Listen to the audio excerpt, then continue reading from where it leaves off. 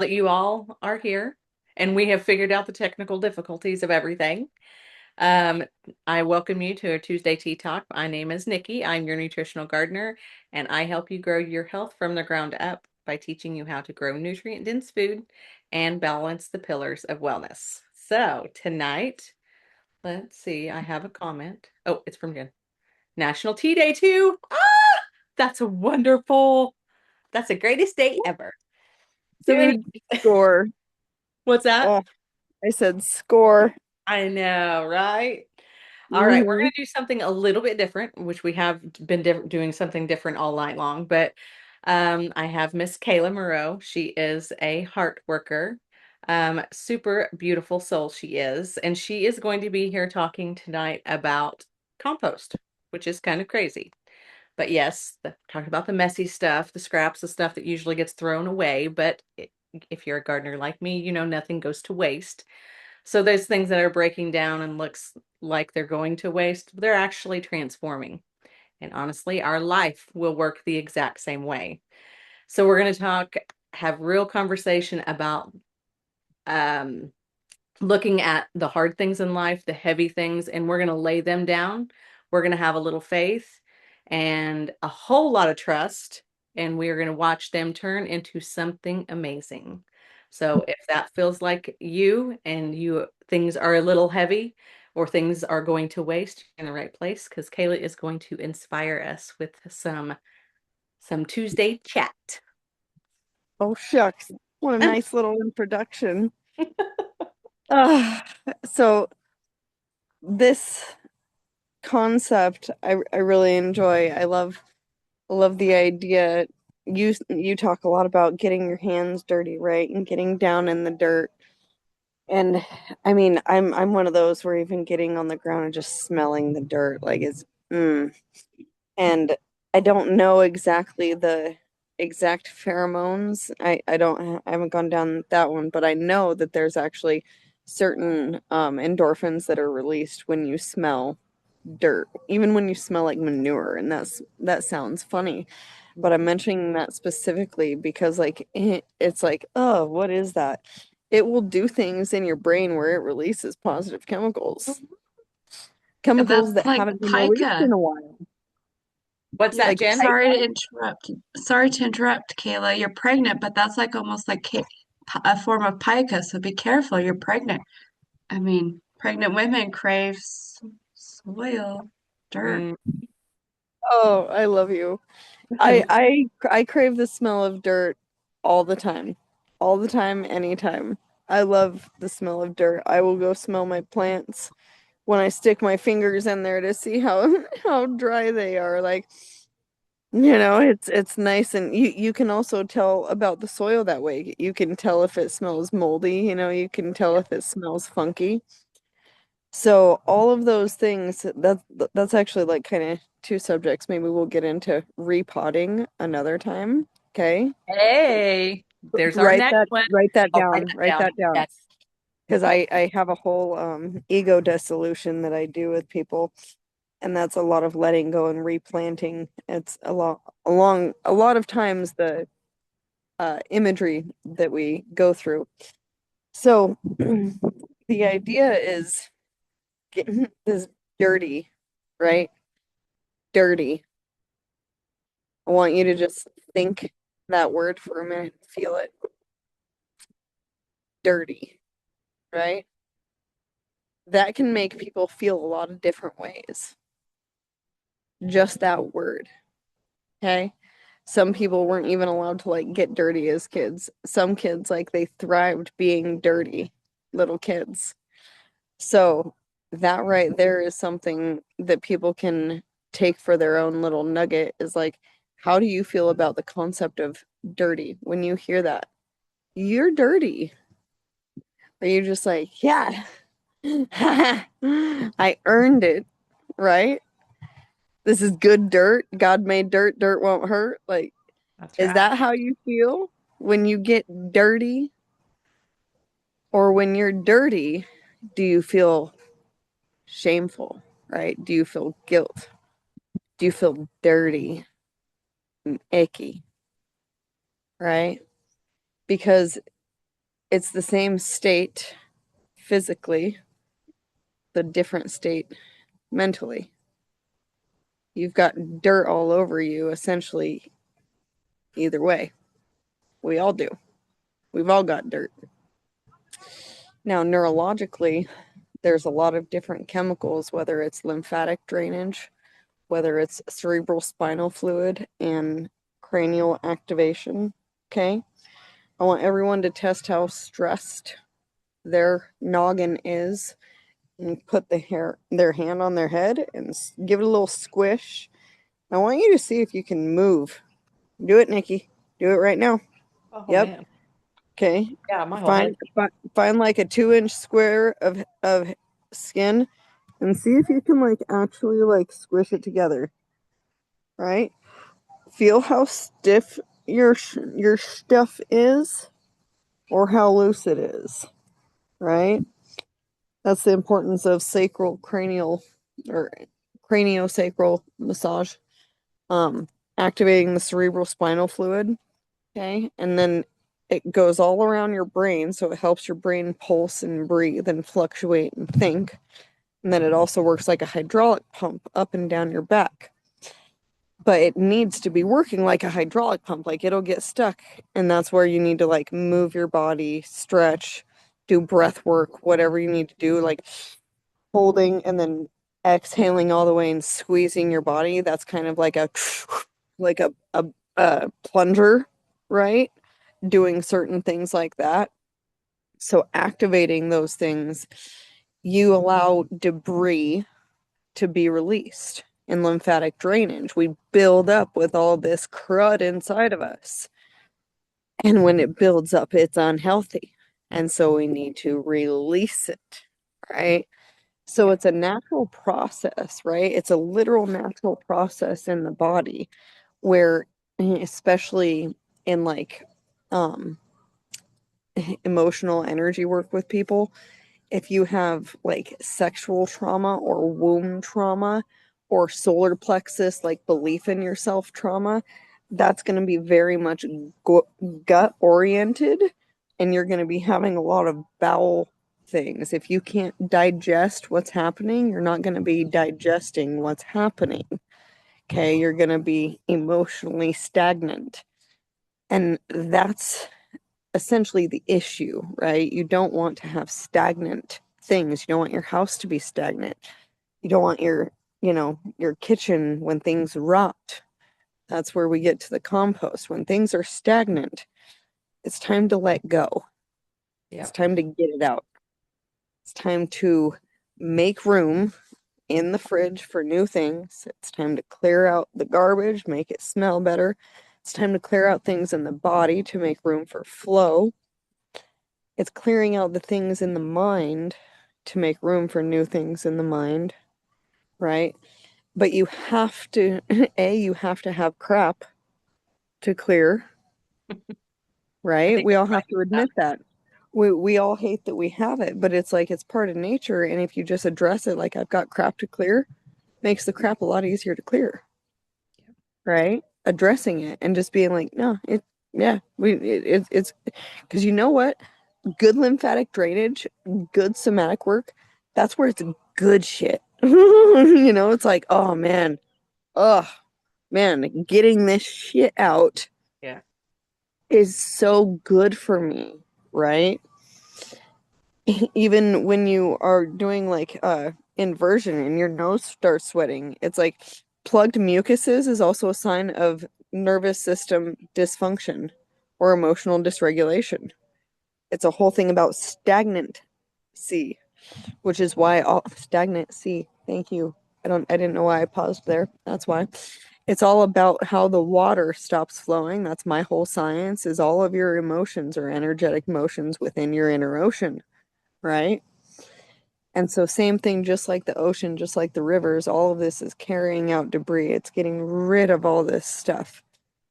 That's what the water that lives inside of us wants to do.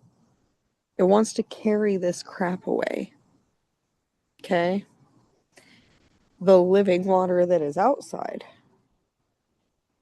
when you have crap outside and you put it in a pile and you throw all the other crap from the kitchen, and we know what I mean by that, and you throw that crap together,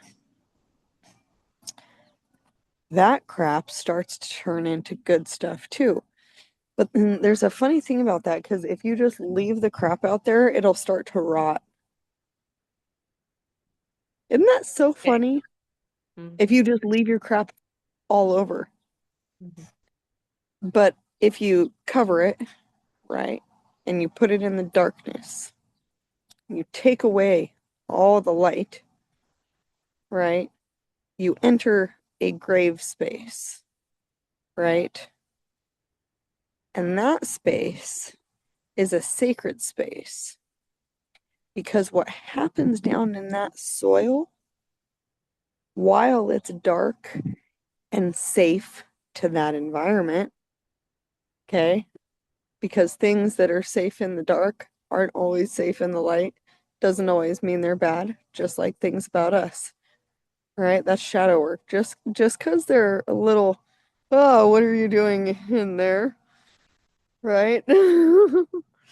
Doesn't mean that they don't have a good purpose, right? Although they could turn into parasites if we're talking about worms, they could get out of control if we're talking about termites. Like a lot of those that you need to like control are very parasitic. Okay, that's where you get like prebiotics. Okay, that's the way I see that. It's like probiotics and prebiotics. Those are like bugs, and certain bugs thrive in the darkness. And that's simply their purpose. They have a purpose down there. And they do things in the darkness, can't be done in the light, right? We all know that there's things that we can do inside of us that we can't do out here, right? I call it human problems and spirit problems. So there's all of these things. You can even test how stressed you are based on the carbohydrates you emit when you breathe. So it's another form of debris that you're releasing, right? In with the good, out with the bad, right? It's so funny because trees and allergens. I haven't gone down that one because I think it's going to stump me just a little bit. I'm not quite sure. I don't know. I have other rabbit holes. But my nose is plugged. That's the only reason I'm just looking at this tree in front of me and I know it's the culprit. It's blossoming and beautiful, but I'm gonna sit in the sun anyways. So all of this brings us to the concept. So we're not quite past that yet. We're not to that yet. So the compost, all this stuff. And I love my friend Brooke McPoyle when I was on her podcast, like she connected this point about this. I was sharing like this concept of like the grave and then how it turns into the soil that you birth from, right? And she's like, well, because I don't have compost. And she's like, well, my compost, like if you leave it out, like it dries up, like or it rots, like it's nasty. You have to cover it. You have to churn it. Like you have to cover it and churn it. So it's like you have to keep it in the dark, but you've got to deal with it. You've got to work it, right? You've got to work it till it's ready. And then once you've worked it in you and now it has become fertile, okay, now you have to let it out into the light. Then it'll start to grow. Same thing with our consciousness and everything. It's all that inner work that we do. Then we can bring it out to the surface and present that and embody that, right? Whatever words you want to use, right? You can present a new self. But this baggage starts to form tension in the body. It's oftentimes in the neck, in the shoulders, which is ventral vagal. That's how you connect with people. You want other people to help, right? And that's really what it is. Like I could stop there. You want people to help, but you don't want to say it. You know, it's like, but it's not even you want people to help. You just want help. You want help to feel better, to do better, to be better. Pregnant and I'm an empath, so I like, but we all have those feelings where we're all just like, I want help. And it's funny because one of my biggest pieces of advice to my clients when they're like, well, how do you structure water? How do you start to alkaline your body? How do you be more mindful? You get in the light. And I mean that literally. You go sit in the sunshine. But I also mean that scripturally, spiritually, whatever the light is for you, that, and it should lead you to light. Okay. Your light can't be a form of darkness because it's considered, there's spectrums of light, right? But that's a different subject. When you bring the dark things and you lay all that out and you open it up to the light. And to say that again, you open up to the light. Okay, the light that's outside of you, that comes inside of you, and you breathe, and like it becomes part of you, and then it lives within your biophotons, activates your cellular matrix and your membranes and your myelin that act like solar panels, essentially, in your cells, right? The mitochondria, the powerhouse of the cell, all these things start turning on, and you become a living thing. And it's like this light just did something. It's fascinating. And this concept that we have to we don't pile our shit up. Okay? We don't throw it all on the roof. Okay? And I mean this is what, it's something that Christ showed me.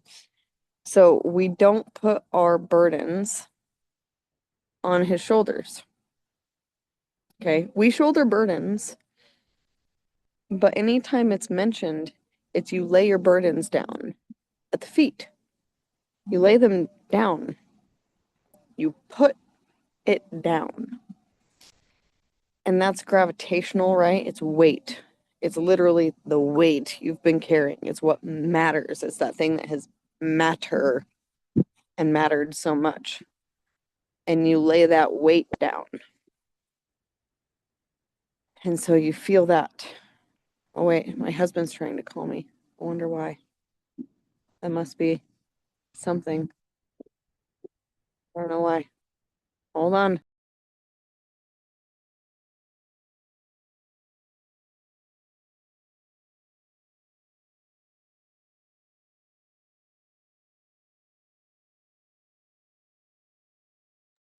We will pause for just a moment. Here she is. And you're back. We'll unmute you. Okay, there we go. Sorry. He never calls me. Okay. So, it of course was a husband question. He didn't know what we needed. I love it. Love him dearly. I love him so dearly. It's dog food. He loves his dog so much, but I'm the one who knows which kind she likes. So, when we lay our shit down and we don't put him on the shoulders, because that's also the thing, is he could shoulder it. He could shoulder it. Like of anyone in the cosmos, the light itself could carry the burden, but it doesn't want you to carry it. It doesn't ask to carry it. It says, put it down and watch what I can do with it. Put it down. And then it is the well, right? Let me show you the well. It never runs dry. You're thirsty. Thirst no more. And it's this well, again, of living we're 99% cellularly water, because even the cytoplasm, they say like that we're only 70%, but the other cells that aren't, the inside of those cells is cytoplasm, which is it's a water. It's a form of water. It's living water. It's very structured water. And it's basically like a liquid gel, and then there's liquid crystal surrounding it, which is like your fascia, and it becomes gel and crystal and hard, and that's how you can get bone spurs and all those things. All of that, it's all the water. That's why I'm so fascinated with the water. And so I believe Cortez was on the wrong track. The living well was in here. Because there's a lot of healing baths. You can find those all over Europe and all over Montana. You can find healing hot springs. You can find it's a real thing. So this water that is part of everything, it's also Akasha, right? It is the water that has lived in everything. If you've seen Frozen, you know Olaf has said that the water has memory, and that the cells of water that have lived in you have lived in at least a few hundred other things, whether it be a tree, a bee, a plant, right? And so I guess this gets to come out through this too. Something else that he showed me was in First John 5, I think is where it is. It talks about the three witnesses of Christ. And I understand Christ as the conception of consciousness. Like that is the light that is the biophoton. It's the light that activates our cellular matrix, because that is Christos, and that is what makes us conscious. And so if we hold our breath, we lose that, which is Christos, which is consciousness. And so the three witnesses of that on a cellular level is your water matrix. That is conscious. There's proof now. Gordon Pollock has proved that it is intelligently aware and holds memory. So that means that our water carries memory, just like Olaf said. Right? Same thing with Veda Austin, same thing with Masaru Emoto. They all have proven that water carries memory. So if we have cellular water in our mitochondrial matrix, it's carried by our mom, and that's a whole ability to carry the water. And then we get our electrolyte from our dad's sperm. So it's like he gives the light. Mother is the womb, the vessel, the honeycomb matrix. So this water is sentient of the consciousness. It's sentient, and it carries where you have ever been. The cells, not your consciousness, but where your cells have been. Okay, that's where Akashic, where you can, because I've had memories. I remember being a willow. I remember being a willow tree, Nikki. I'm not, I know. Yeah, what? That came in weird one day, and I could feel it, and it was beautiful, but it was fabulous, but I was just like, I was a willow. Oh my God. Because I love willow, like, I say at see, least it it's a actually, beautiful it tree. I immediate absolutely love those. it immediately makes me emotional, because I literally love them that much, and I was just like, oh my God. And so again, being a scriptural person, it's like, what am I remembering right now? Like, what is happening? It's the water. It's the water that remembers. It's not like, it's the consciousness of the water that's like, we were tree, we are tree, you are tree. And it's just like, oh my gosh, I have a willow that's living in me, and I am aware of, and I remember. Oh my God, thank you. Thank you. Thank you for being conscious of the Christ in me. So the second thing is your epigenetics. That's your bloodline. Okay. So the three witnesses are the water, the blood, and the spirit. Okay. So we covered water. Blood, that's epigenetic. And so that also carries memory. Okay. That carries all of your ancestral bloodline memory. And then your spirit, that's your conscious memory right now. That's what you're breathing in actively. That's active spirit engagement. So again, if you hold that breath, that spirit, then you lose that consciousness. That's the third one. That's the most active one. The other ones are background, right? They make up your ancestral or Akashic lineage. So all of that makes up your water, your well that is running through you. That is the well that is running through you. That is the well of life. It's the life that has lived and will live. right? And is living in all of us. Okay. That well, in the macro, that is the water of everything. That's the water we can't see in the air right here that we're breathing in, right? And that's the water that precipitates. It's the water that flows. It's the teardrops that find their way to the ocean, right? That old country song. I'm a lost teardrop. There are two little teardrops, right? And then they find their way. You know the song. I know you know the song, Nikki. And so, like all of that, when we lay our shit down, when we poop it out, right? When we cry it out, when we sweat it out, when we work it out, when we passionately love it out, okay? When we get it out, when we scream it out, when we take the stick and we bang it against the tree, it out, right? When we get that out, that energy is transmitted as ions, as literal energy. And that energy that didn't want to be in your body goes out and it gets rained down. And this water that's outside is just like the water inside, and it's programmed to get that stuff out.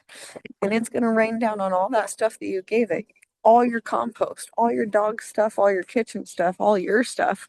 You can throw it all in there, and it's going to turn into, you can even like, you can take your own urine and you can like ferment it on a good diet, and it produces like 17 trillion stem cells. What? Like, that's what? It almost makes me curious. It's like, what? I mean, you know, like, and we're out here paying for like stem cell, like, anyway. And it's like it's curated for your genetics. It's like your body filters it, and then it's like programmed to you. It's a whole science, dude. And I'd go down all the rabbit holes, anyways. So, but that's the thing. Even the things that we think are waste are wonderful. We're like literally scared to admit how wonderful we were designed, because how could that be that good for us? Or what? I could like actually be limitless, like 17 trillion stem cells from like cultivated urine. What? What? Like, we are neurogenerative beings. We're just kind of afraid of having that power. And we're afraid of getting rid of the shit that holds us back. But that shit gets rained down and it becomes fertilizer. All of that compost gets into that soil. And if you've ever had dead soil somewhere and you put compost out there, you can bring that death back to life with that power of shit turning into goodness through the water and the light, and you knowing and believing and having faith and talking nicely to your plants and telling them how beautiful they are, because the sonic sound waves of your voice, they will recognize you and they will actually perk up at the sound of your voice. There's a whole bunch of weird, interesting science about how much your plants will love you. There's even science that if you regularly water your plants, I forgot about this one, thank you. If you regularly water your plants at the same time, like weekly, there's a study that shows that your plants will perk up like an hour before you feed them because they anticipate it. They know that you're going to feed them, so they're like excited that you're coming. Like, what? Oh my gosh, Rain. So, like, the plants respond that way, our cells respond that way. We should give up a little bit of what we think is normal and try to respond that way. Like, just let it. And like, I wanted to show everybody, I sat right here. This got covered. It got covered by like a trash can or some lid or something that my kids took off of something. And it was fascinating me because it's not compost, right? There's not a bunch of dirt, there's not a bunch of poop. It was where grass was. And the grass that was there got taken away from the light. And the first thing that happened is it started to lose its color. And then it started to die. And as a person who loves the color and really believes in the power of the color, that like spoke to me that when you take yourself away from the light, things turn a little black and white. You lose a little bit of your color. And there's something that I saw in the light that was the spectrum of colors, showing that each person resonates with a certain color, and that's their truth, right? The way they understand things, the way they see things. And it doesn't need to be any sort of division, and not all reds will like be like the same religion or something like that, right? It's not like that. A lot, very, very similar wavelengths you will find, interestingly. Um, but that's not the point. The point is that we are all meant to be vessels of light, and that vessel of light reflects color. So we get to be vibrant, we get to be colorful. And that means we get to have different vibes, different wavelengths, different waves of being, different colors. That's what colors are. It's a change of wavelength. If a word becomes alive, then the word is a breath that is spoken and it has a frequency. And so then it's a vibration, and then there you go. So we're colors. So try not to lose the light outside, because you'll lose your color. And if you're losing your color, get some light. Because if you don't, you're going to die. And you're not in the good shit. You're just left out in the sun. Very good analogy. You definitely have hit on multiple topics at once. You blow my mind sometimes, girl.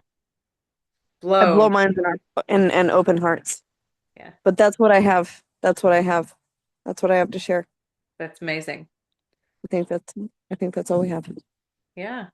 Well, I think that's pretty amazing. You definitely have encompassed the idea of composting, nourishing, um, nourishing us like it does your garden. So, you have to throw out the old and what we think is waste to turn it into something beautiful, like a luscious garden or your inner soul being awakened and brightened up. And I love the needing light, because that is so true in so many different aspects. Like you said, we need the light, or we lose our color, we lose ourself, we lose who we are, we lose everything about us, and we start to die. Things start just falling apart. um And we think there's something wrong with us. yeah, well, and that's the idea. I feel like with this, the whole energy and everything, it's like people, it is so uncommon to think that way, and our society has made it um kind of We've blind been us. numbed. We've Yeah, been hurt and been numbed. yeah, so it's I hard for us try to to touch accept. on the feelers. Yeah, exactly. I mean, we are numb to it. So then we can't, just like you said, we are creatures that can do amazing things with just our energy, and we don't even know our own capacity. We don't even know what we're capable of. But it's Yeah. because we have been numb to, this is what you're capable of, and this is it. No one can broaden their mind or broaden their hearts to see everything that's out there. So, but yeah, Yeah. you I have truly agree. definitely, every time you come on here, you enlighten me just a little bit more. Thank you. I love you. I'm glad that you have me on. I always told people I would be a speaker. No, I can't shut up, but it's all good. It's all That's good. good because I love it. I love myself, and I love being received by other people, and I appreciate being here, and we're gonna do repotting next time. Yes. Bobby said powerful, just wow, on all levels. Thank you. Thank you, Well, Bob. thank you. Yes. Thank you. Okay. You let me know a day, Kayla, and we will do it. Okay. Sometime Ma- May, June. Yeah, I was thinking maybe second, maybe mid-June, mid-June. Perfect. We'll set it up. Sounds good. Okay. All right. Okay. I'll talk to All y'all right. later. Love We you, love you. lady. I'll talk to you next time. Sounds good. All right. Bye. Bye.